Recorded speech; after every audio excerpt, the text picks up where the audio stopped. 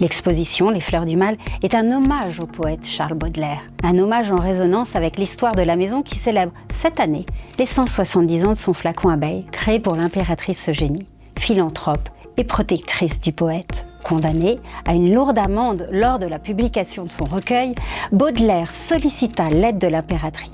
Son intervention lui permit d'éviter la faillite et de poursuivre son art.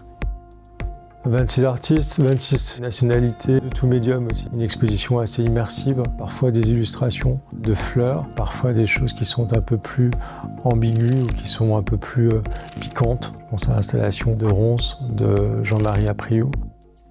Ce bouquet, ce bosquet qui s'entremêle est un peu comme un dessin ou comme une écriture dans l'espace. C'est presque le symbole de la création où quand on a une page, on commence par un brouillon, la main circule et j'imagine que dans la tête du poète, il y a une manière aussi comme ça un peu d'appréhender son médium. Ça circule et puis à un moment ça se construit et il y a quelque chose qui devient comme ça, une floraison vraiment qui se fait sur un instant.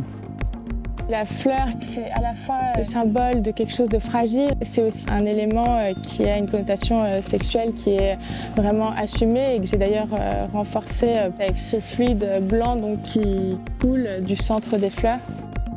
Le pissenlit, ça représente pour moi un allié. L'œuvre que je présente pour l'exposition Les Fleurs du Mal, c'est Constellation. Pour moi, c'est comme si on pouvait souffler sur cette fleur et en s'envolant, elle peut créer des astres. C'est une graine qui s'envole pour reconquérir sa prochaine vie.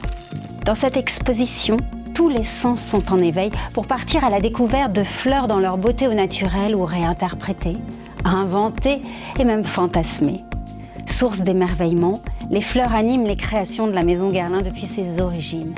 Avec ce thème choisi à dessein, Guerlain amplifie la résonance de ce qui lie particulièrement la maison à la nature.